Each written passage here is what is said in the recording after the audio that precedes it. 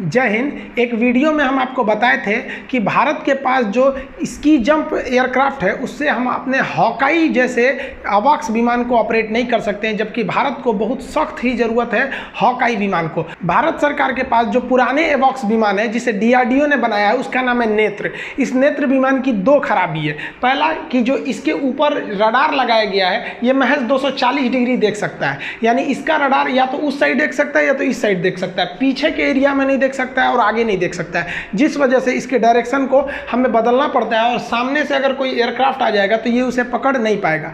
दूसरी खराबी ये जो है ये सी बैंड को यूज करता है, जबकि आजकल जितने भी मॉडर्न जो रडार आ गए हैं वो सब के सब एल बैंड को यूज कर रहे हैं। अब ये सी बैंड एल बैंड क्या है इसको अभी समझाएंगे। दूसरा, इसमें जो टीआर मॉड्यूल है वो भी कम है। इन सब टेक्निकल चीज़ों को समझिए आगे। तो भारत सरकार को एक ऐसा रडार चाहिए था जो 360 डिग्री देख सकता था और उसको जिस जहाज के ऊपर माउंट करना था यानी फिट करना था वो जहाज भी हैवी रहना चाहिए ताकि दूर तक एरिया में फ्लाई कर सके हर वेदर कंडीशन में। अब कई जहाज है जो लद्दाख, दौलत बेग, ओल्टी और अरुणाचल प्रदेश एरिया में नहीं जा सकते हैं, तो इस कंडीशन को फिट करने के लिए भारत का IL-76 जहाज अवेलेबल था। रसिया इस जहाज को बनाता है, रसिया देने के लिए भी तैयार था। अब इसके ऊपर रडार लगाने के लिए हम लोगों ने फाल्कन रडार को चुना था। ये जो फाल्कन रडार है ये फाल्कन रडार इजराइल से आया हुआ है। अब ये जहाज जो है वो रूस का है और रडार जो है वो इजराइल का है। अब ये 360 डिग्री तक देख सकता है। देखिए पहले क्या था कि ये घूमते रहते थे ऊपर, लेकिन घूमने से जहाज का बैलेंस बिगड़ जाता था। एक बार 1990 के दशक में एक विमान दुर्घटना हो गया, तब वैज्ञानिकों ने दिमाग लगाया कि इसको घुमाने के बदले इसके ऊपर 4 ठो रडार फिट कर देते हैं। जैसे ये गोल है ना, तो एक रडार इधर, एक इधर, एक इधर, एक इधर। अब क्या है ये घूमता नहीं है बल्कि चारों डायरेक्शन में अपना वेब छोड़ते रहता है, पकड़ लेता है किसी भी चीज़ों को। तो अभी जो भारत के पास है वो बहुत ही खतरनाक रडार जो सिस्टम आ गया है एवॉक्स विमान, जो IL-76 जहाज के ऊपर इजरायली मेड फाल्कन रडार को फिट किया गया है। देखिए जो ग्राउंड रडार होते हैं ना, इनकी एक खराबी क्या होती है, ग्राउंड रडार तो दूर तक जा नहीं पाते हैं। पहला कि भाई इनके कई ज़्यादा ऑब्स्टिकल्स होते हैं, अगर सामने से कोई नहीं है तो ये आराम से किसी चीज़ को डिटेक्ट कर सकते हैं। लेकिन आपको पता है चाइना बॉर्डर पे स्पेशली पूरे बड़े बड़े पहाड़ खड़े हैं। अब आप बताइए, आप पहाड़ इधर खड़ा कर दिया, यहाँ से आप ग्राउंड रडार से पकड़ते रह जाएंगे, उधर क्या हो रहा है आपको नहीं पता चलेगा। तो इसके लिए आपको चाहिए कि अपने रडार को इस पहाड़ से ज़्यादा ऊपर पे ठीक कीजिए। तो कौन सी लाठी में कोच कैसे ठीक करिएगा रडारवा को, तो इसके लिए जहाज चाहिए ना। तो हैवी लिफ्ट जहाज को ऊपर ले जाएंगे तो वो झांक लेगा ऊपर ही, कौन सी करते रहे। इस ग्राउंड रडार की एक और खराबी क्या है, आपको पता है कि पृथ्वी गोल है। भाई साहब ना पृथ्वी गोल है ना चपटी है, पता नहीं कौन बोल दिया पृथ्वी गोल है। हम इसको किसी नेक्स्ट वीडियो में समझा देंगे, पृथ्वी गोल नहीं है। तो यहाँ देखिए, और ना ही चपटी है भाई साहब, हम पृथ्वी चपटा भी नहीं कहते, वो पढ़ाएंगे ज्योग्राफी में तब आपको समझ में आ जाएगा, आराम से समझ में आएगा। अब यहाँ देखिए पृथ्वी जो है ये इस शेप में है, लगभग गोल में। अब यहाँ पे अगर आप रडार सेट कर देते हैं ये वाला यहाँ पर रडार, तो इसका क्या है कि पृथ्वी एक घुमावदार है इस तरह से। अब ये घुमावदार होने की वजह से अगर आपने कहीं टॉप पर रडार लगा दिया तो ये तो वेव ऐसे छोड़ देगा और जो जहाज यहाँ है उसको पकड़ेगा ही नहीं। तो इसके लिए आपको एक उड़ता हुआ रडार चाहिए, जिस वजह से हमें एवॉक्स विमान की जरूरत पड़ती है। एवॉक्स विमान को क्या कहते हैं, एयरबॉर्न एंड कंट्रोल सिस्टम। ये क्या होता है, एयरबॉर्न मतलब जहाज हवा में अगर कुछ भी चीज़ होता है तो उसको ये भांप लेता है और अपने कंट्रोल सिस्टम को ये मैसेज फॉरवर्ड कर देता है। अब ये जो रडार काम करते हैं अभी बेसिकली वो किस तरह से हो गए हैं, ये ट्रांसमिट एंड रिसीव सिस्टम पे काम हो गए। इसी को हम कहते हैं टीआर मॉड्यूल। ये छोटे छोटे होते हैं सर, देखिए ये रडार के आगे किसी भी रडार में अगर आप देखेंगे तो आजकल टीआर मॉड्यूल का ही प्रयोग होता है। ये छोटे छोटे आपको गोल गोल दिखते होंगे। इसी को हम लोग यही क्या करते हैं, सिग्नल को इसे छोड़ते हैं, टकरा के आता है तो रिसीव कर देते हैं। इसी को हम कहते हैं टीआर मॉड्यूल। हर जहाज में आगे लगा रहता है। जो लड़ाकू जहाज होते हैं उसका जो थुथुर देखेंगे ना, तो थुथुरुआ में इसी को सेट किए रहते हैं सब। और ये देखिए यहाँ पे दिख रहा है ना, ये थुथुर खोल दिया इसका, यही रडार है। ये रडार हो जाता है थुथुर में, तो आगे जहाज का जो थुथुर दिखता है वो खोखला होता है। यहाँ भी देखिए ना खोखला है ये, और उसके अंदर ये रडार फिट है। और यही रडारवा जो है ना अंदरवा ऊपर नीचे होते रहता है। नीचे देखना रहता है तो अंदरवे से मुँह नीचे कर देगा, देखेगा ओहो नीचे गाड़ी जा रही है, मार बम मार यहाँ पे, और ऊपर दाहिने बाएं अंदरवे होते रहता है ये रडार। लेकिन ये भी क्या है कि एकदम आगे देख सकता है, ये पीछे तो देख नहीं सकता है। अब इस टीआर मॉड्यूल की जगह पे एक सिंगल रडार नहीं लगाया गया। इससे सबसे बड़ा फायदा क्या हो गया, अगर हम सिंगल रडार लगाते तो दाहिने जाता तो दाहिने देखता, बाएं तो बाएं, एक ही ओर देख सकता था जिधर जाएगा।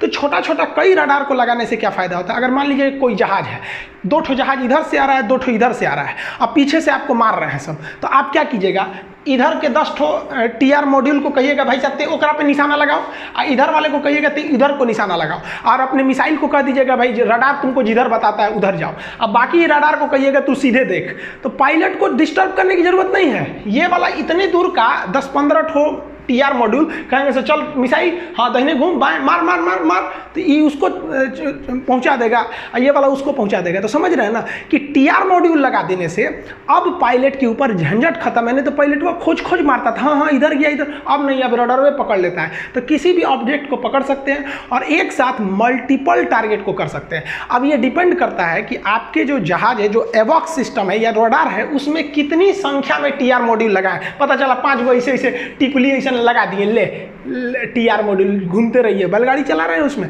तो ज़्यादा से ज़्यादा TR मॉड्यूल होना चाहिए। अब हमारा जो एवॉक्स सिस्टम है उसमें कितना TR मॉड्यूल है ये भी समझना पड़ेगा।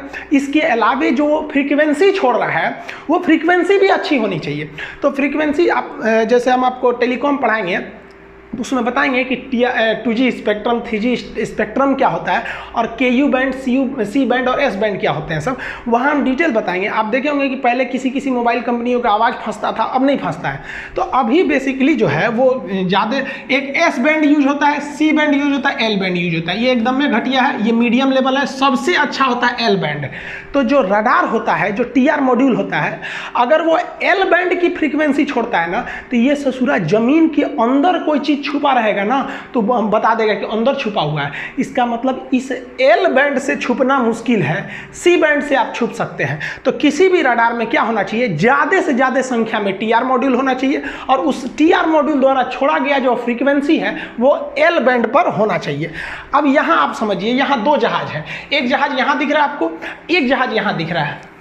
इसकी फ्रीक्वेंसी देखेंगे, इसका एरिया ये ब्लू वाला है, इतना ज़्यादा एरिया को ये कवर कर रहा है, जबकि जहाज साइज में ये भी उतना ही बड़ा है, लेकिन ये इतने छोटा एरिया को कवर कर रहा है। ऐसा क्यों? क्योंकि इसमें जो है वो कम TR मॉड्यूल है, कम है, इसलिए डायरेक्शन चौड़ा नहीं है और दूर तक नहीं गया, ससुरा यहीं तक खत्म हो गया। इसका मतलब फ्रीक्वेंसी भी तगड़ी नहीं थी। इसका मतलब इसके अंदर TR मॉड्यूल कम थे और ये L बैंड ना यूज करके C बैंड यूज कर रहा होगा। जबकि इसमें देखिएगा इसका एरिया भी बहुत चौड़ा है, इसका मतलब इसमें TR मॉड्यूल ज़्यादा थे। साथ ही साथ ये बहुत आगे तक ये रिसर्च कर ले रहा है, तो इसका मतलब इसमें बैंड जो थे वो बहुत अच्छे थे। तो आप बताइए कौन सा आज के समय रडार लेना चाहिए जिसमें हैवी TR मॉड्यूल हो और साथ ही साथ उसमें L बैंड हो, कोच के निकालेगा ससुर, जमीन के अंदर घुसे रहेंगे ना तो वापस निकाल लेगा कहाँ पे छुपे हैं। तो भारत जो बना रहा है, जो फाल्कन रडार खरीद रहा है, एवॉक्स सिस्टम, आप समझ रहे हैं ऊपर वाला एवॉक्स है, नीचे वाला क्या चीज़ है, ये तो उसका प्लेटफॉर्म है IL-70। इसमें जो TR मॉड्यूल लगाया गया इसमें, ये TR मॉड्यूल की संख्या 1250 है। अब लो ससुरा तुम घूमो, पूरा एरिया में खोज देगा कहाँ क्या है, 1250 है। साथ ही साथ इसमें जो बैंड दिया गया है वो L बैंड की फ्रीक्वेंसी दी गई है। अब तुम कहीं भी रहोगे, जंगल के अंदर अगर कब्रिस्तान खोद के अंदर घुसे हो ना तो बता देगा ओहो अंदर छुपा है, यहाँ पे निकालो इसको, तो बच नहीं सकते हो। एंगल आप जानते हैं कि 360 डिग्री है। अब निशाना नहीं लगाना पड़ेगा, जहाज के पायलट को ले ले मार मार मार। हम राफेल का जो जहाज बताए थे आपको उसमें दिखाए थे कैसे निशाना लगाना पड़ रहा था। तो ये बहुत ही बेहतरीन होगा। सबसे बेहतरीन तो होता है सैटेलाइट। सैटेलाइट तो पूरा पृथ्वी को ही देख लेते हैं, सो कहाँ क्या हो रहा है। लेकिन समस्या क्या है कि इस सैटेलाइट से आप डायरेक्ट बात नहीं कर सकते। मान लीजिए हेलीकॉप्टर लेकर उड़ रहा है, डायरेक्ट सैटेलाइट वो आपको नहीं बताएगा, वो ना ही जहाज को बताता है। तो ये इसके लिए क्या करना चाहिए, मान लीजिए हमारे यहाँ 10 ठो जहाज उड़ रहे हैं सब, तो ये जहाज या हेलीकॉप्टर है, ये उड़ रहे हैं सब, तो इनको यहाँ कोई दुश्मन है तो सबसे पहले उसको कौन देखेगा, सैटेलाइट देख लेगा। अब ये सैटेलाइट बताएगा किसको, तो इसी के लिए एवॉक्स यहाँ काम आ जाता है। मान लीजिए हमारा यहाँ एवॉक्स विमान लगा हुआ है, तो ये सैटेलाइट सबसे पहले बता देगा एवॉक्स विमान को कि रे पकड़वा उधर मत जाना, उधर दुश्मन का मिसाइल उसाइल तैनात है।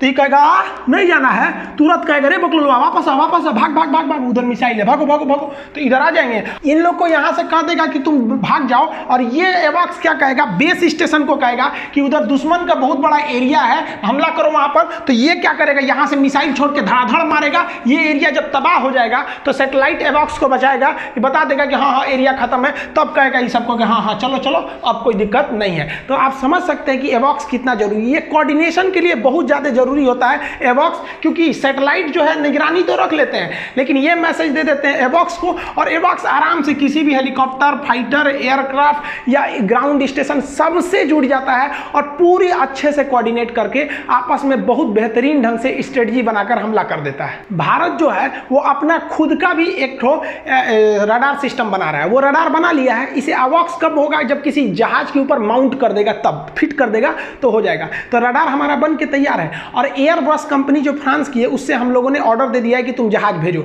जैसे जहाज भेजेगा उस पर हम लोग फिट करके कस देंगे, हमारा हो जाएगा। और हम लोग का जो है वो बहुत बेहतरीन है, क्योंकि उसमें टीआर मॉड्यूल भी बहुत ज़्यादा है और 360 डिग्री देख लेगा, और एल बैंड का भी यूज किया जाएगा। लेकिन अच्छा क्यों है समझिए, ये जो एवॉक्स विमान है इन्हें पेट्रोल घट जाता था, एक्चुअली एवॉक्स बहुत दूर तक जाते हैं, पेट्रोल घट जाता था, तो इसमें पेट्रोल भरने के लिए मिड एयर रिफ्यूलिंग के लिए एक दूसरा जहाज भेजा जाता था जो इसमें रिफिलिंग करके आता था।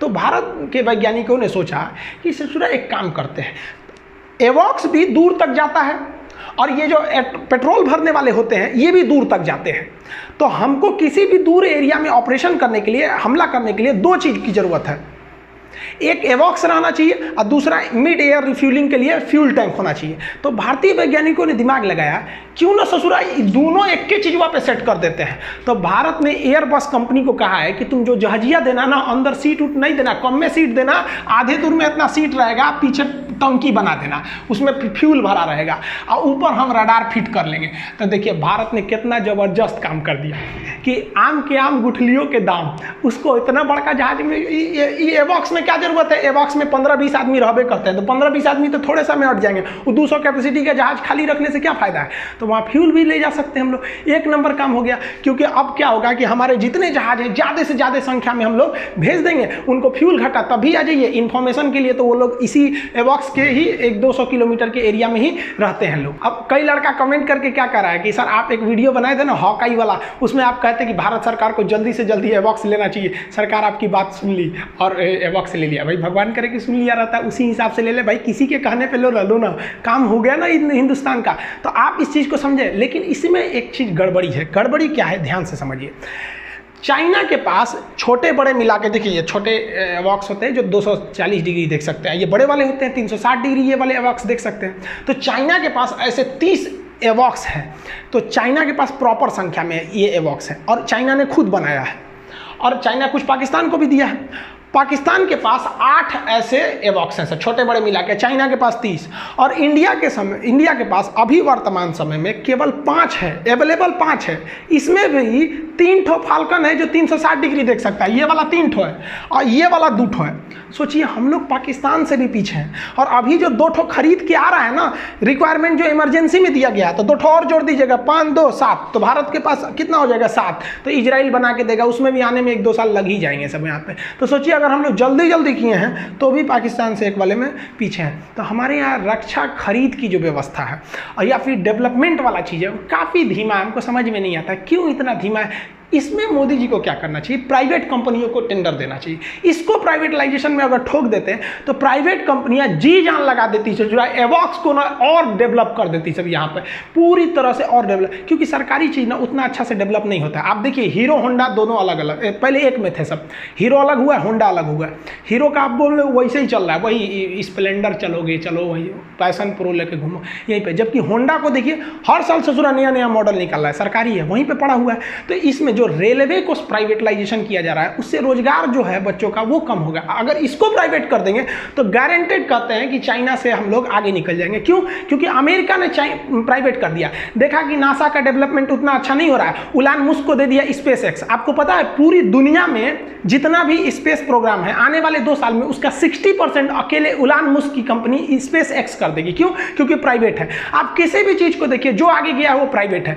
इसरो जो है पूरे इंटरनेशनल स्पेस में उसका जो वर्तमान में टेंडर मतलब उसकी शेयरिंग है, जो इनकम जनरेट करता है वो 0.8% करता है, यानी 1% हम लोग कर पाते हैं, और उसी को प्राइवेट में कर दीजिए। अब क्या मतलब है कि सरकारी अंतरिक्ष में जा रहा है, प्राइवेट भी जाओगे सब वहाँ पे। तो ये सब डिफेंस वाले चीज को ज़्यादा करना चाहिए। हालांकि गवर्नमेंट इसमें काफ़ी आगे बढ़ रही है, लेकिन उस रफ्तार से नहीं बढ़ रही है जिस रफ्तार से बढ़ना चाहिए, क्योंकि हमारे जो दुश्मन हैं हमारे देश के 80% लोग जो हैं, या फिर टेंडेंसी बन गई कि पाकिस्तान दुश्मन है। अरे भाई साहब ये क्या कर लेगा, इसको कुछ नहीं है। मेन ये है, ये इसको इन्वॉल्व करता है भारत के साथ। अब खुद सोचिए, ये एवॉक्स इसको दे रखा है, और बालाकोट में जो हमारे इस एयर स्ट्राइक हुआ, हमारा MiG 21 जो गिर गया, ये अभिनंदन जी जो पायलट थे, वो क्यों? क्योंकि हमारे पास ये वाला एवॉक्स था, ये अच्छे से देख नहीं पाया, जबकि उसी एयर स्ट्राइक के समय पाकिस्तान के साइड में ये 360 डिग्री वाला एवॉक्स था, इसने देख लिया कि आ रहा है, और हमारे पायलट को पता नहीं चला, बाद में पता चला। पहले पता चल गया तो धो के आ जाते, और बढ़िया से धोते हम लोग। तो ऐसा तो है कि बढ़िया से नहीं दे, लेकिन एक मौका और बढ़िया से मिल जाता।